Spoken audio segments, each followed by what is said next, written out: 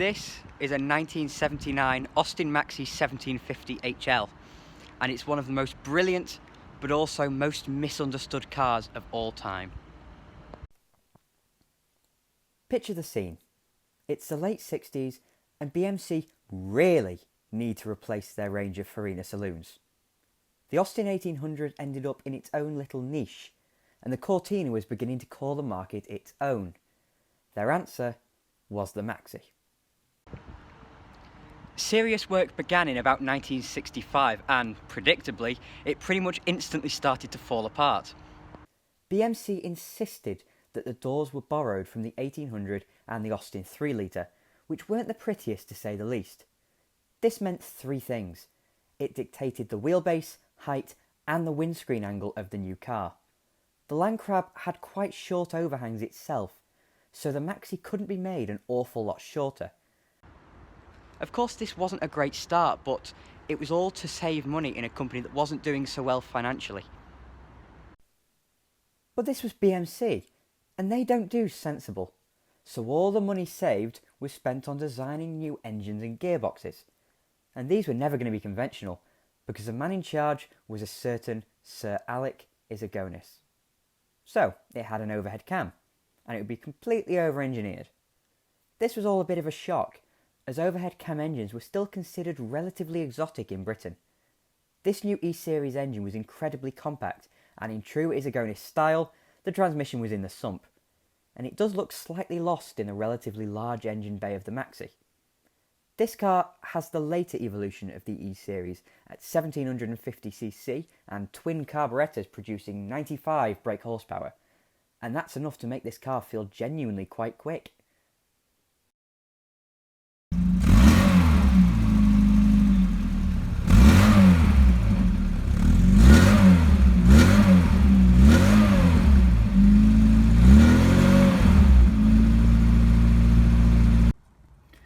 While we're talking about the running gear, we might as well look at the elephant in the room.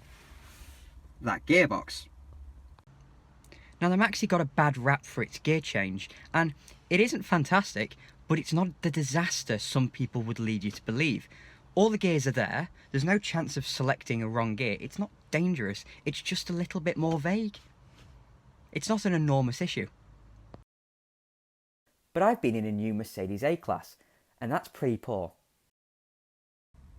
Now the reason the gearbox was so publicised in the first place was that it has 5 speeds, and there is your fifth speed. Now it obviously isn't the first car to do this, and the Renault 16 beat it there, but this car was British, and in the protectionist economy of the time, the Renault is a little bit more out of reach, so the Maxi was the trendsetter on these Fair Isles. It's the same story with the hatchback. Yes, cars beat it there, but in Britain, this was pretty radical. And it took Ford until 1982 to put a hatchback in their Sierra, and even then it wasn't very well received because the British consumer was just so conservative. BMC did design a saloon version of the Maxi, but that would have competed maybe too much with the 1800, and they would have been pretty stupid to have launched that. So instead they launched the hatchback one, sensibly. And the hatchback allows us to see the Maxi's party piece. Yes, you can make a bed out of your Maxi. I'm not sure how many people need that, but it's a neat feature. But what's even neater is folding rear seats. Now that might look completely normal to you now, but in 1969 that was a really, really good feature. It took Ford until 1982 to struggle people into the Sierra, which even then wasn't that well received by a massively conservative UK market. And here was BMC doing it back in 1969. And if we open the boot, which is on this weird turny style lock, we can see that it's absolutely enormous. It's genuinely cavernous. You probably can't see that very well. You still can't really see that, but it is absolutely huge. Moving on from that, it's pretty easy to see just how big the Maxi is inside. It's one of the most practical cars ever designed. Even the seats are massive, and you squish into them like your favourite armchair. And yes, I know that's a bit of a cliche, but it is true. And bear in mind, it's smaller in every dimension than a modern Ford Fiesta. It was pretty large back in 1969, but now it's a distinctly small car with a distinctly large interior. First of all, we'll have a look in the back, and the doors open really, really nice and wide, so it's very, very easy to get in and out of. Yes, it has a slightly high sill here, but that's true of most cars. And once you're within your Austin Maxi, there is quite a nice amount of legroom, quite a bit of headroom, about 5'10", so... But yes, there is just views forever, because of course no headrests on the front, and the windows are so wide and the pillars are so small that the visibility is wonderful, really, really good. And as I've said, these seats are so comfy. I don't understand how the motor industry has forgotten how to do seats so badly, but this is really nice. You even get a little armrest here, which also acts as the door close. And you should have a little bit more legroom actually, but this seat is massively reclined, which in fact you can tell how far reclined it is because the door handle's all the way over there. So you should have much more legroom, but that's still enough. And of course you have keep fit windows at the back, which, do they roll all the way down? Should we see? Yes, all the way. But that's part of the design of these doors being quite long. It enables functionality like that. And at the bottom, again, my favourite thing, little ashtrays in the back for the kids. Sat in the driver's seat, it's a lovely place to be. The dashboard's very simple and it has this lovely wood effect. I don't know whether that's real wood. It probably is, to be honest, but I don't know whether that's real wood or not. And you have this sporty HL steering wheel, not original for this car, but was original for earlier HL Maxis.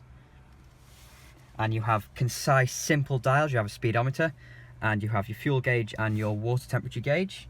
And then you have warning lights here. There you go.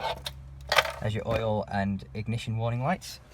And then you have some very, very simple switches, but what more do you need? You have your twin speed wipers. You have your twin speed heater fan. Look at that. Lovely. And you have your windscreen wash. And across from that you have your lights, so you have side lights and headlights. And then in addition to that you have your flash with the little blue light there telling you, and then your main beam. On this stalk you also have, if I can turn it round, oh, there you go, you have your indicators, obviously on the correct side, again, the correct side for the indicators, and your horn. All very simple. Down here you have another row of switches because BL thought it was necessary for hazard lights with incredibly fast relay work in there. You have your brake fluid warning light. I suppose that's brake fluid warning light, it usually is. And your heated rear window, and that light will light up when it's on with the key, but the key isn't on at the moment. It's getting dark because it's winter, so forgive me for the terrible, terrible light from the iPhone camera, but in this centre panel here you may have a radio on some models, but not on this one. You have of course your manual choke, twist to lock. You have your cigarette lighter, and your heater control, so hot and cold, and there's your direction. Below it, of course, you have an ashtray, which is really quite big. And below that, as is customary on all British Leyland cars, you have a nice big shelf. You even have a bit of shelf on this side where you can see all the wiring. But in the doors, you have, again, keep fit windows, ubiquitous door handles on pretty much every car, but lock here as well, which is a good feature because usually cars of this era would have one of the pokey uppy things there. This instead has this, so that it's more resistant to thieves. And at the bottom you have these nice, quite large door pockets. Over on the passenger side you of course have a glove box which is lockable with a little drinks tray there. It's not going to hold anything, but it's a little tray nonetheless. You have owner's manual. I'll be looking through that soon. That's brilliant. Two of them actually. And the glove box is quite deep, and that I believe is, yes, old gear knob, because of course this one is wood effect, and I think that would have been the original gear knob, but I'm not 100% sure. But yes, quite a nice deep glove box there. Again, I'm sorry for the light, but it's one of those things. Weirdly, the Maxi has a really, really nice pedal position. All the pedals are of a nice size and are really well separated. Yes, the steering column is in the middle there, but that's true of all cars from this era. But the interior of this Maxi is just such a lovely place to be. You can see actually how reclined that seat is. But the seats are just so squishy. It's such a lovely, lovely seat. And again, the visibility is exceptional. exceptionally good. It's fantastic. This Maxi's had 2 owners from new, and it's got an unbelievable amount of service history. And this, which is original BL wrapping for wheel trims, not for the Maxi, but they're from this era. And isn't that the kind of thing nerds like us absolutely adore? I thought you all might like to have a little look at the brochure for the Maxi. I'm not 100% sure whether this is the correct era. In fact, I'm pretty certain it is actually. And you'll notice actually, as I haven't mentioned, this is not an Austin Maxi technically, it's just a Maxi. After the rationalisation of British Leyland through the mid to late 70s, a number of cars lost their branding. The Mini lost its Austin & Morris branding in 1969-1970. The Princess lost its Austin, Morris and Wolseley branding, and the Maxi became just the Maxi. So in brochures you'd see the Austin Allegro, but just Maxi, not the Austin Maxi. Not exactly sure why they did that, but it's an interesting little bit of history. And very 70s fonts, I mean, look at that. Very 70s everything, to be honest. And there you go, there's a Maxi's party piece again.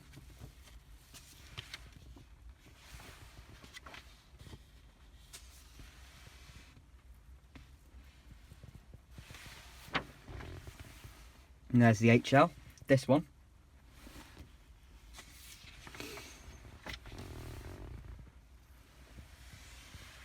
If that isn't 70s, I don't know what is.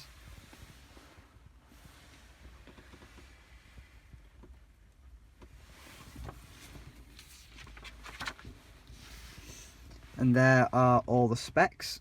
If that's in focus, now it is. You can pause that if you want to know more.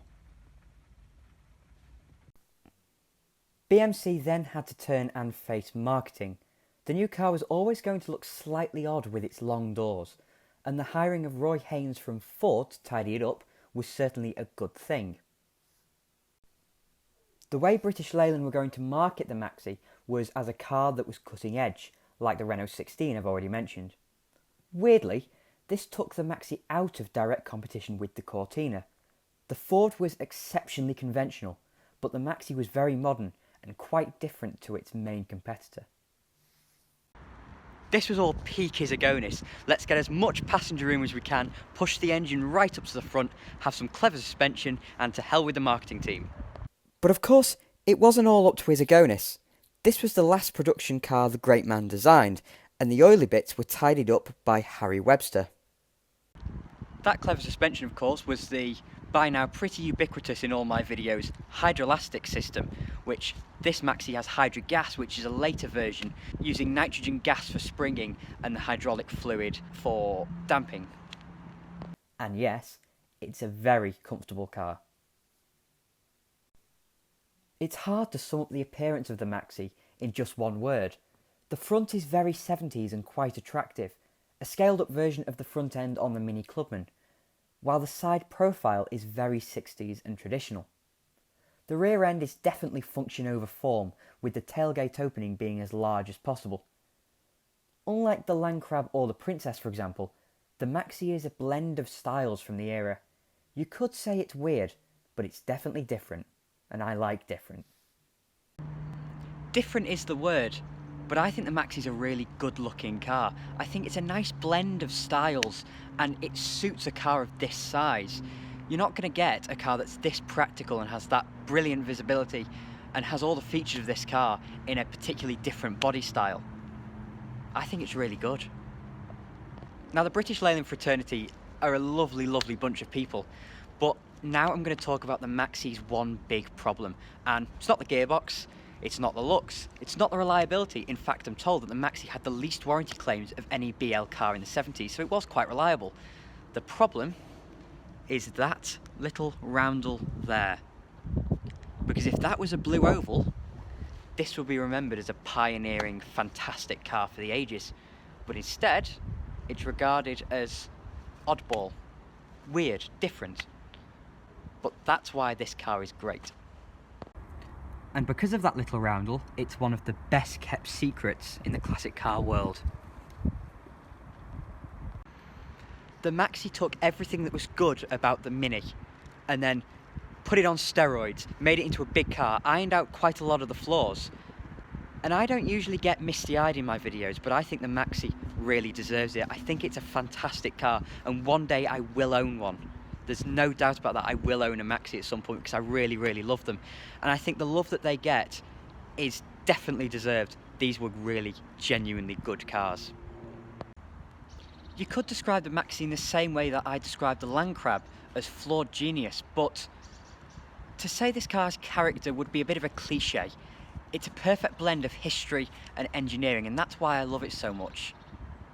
And just like the man that designed it, Alec Issigonis, it's eccentric and genius, but it's not perfect, because nothing ever is.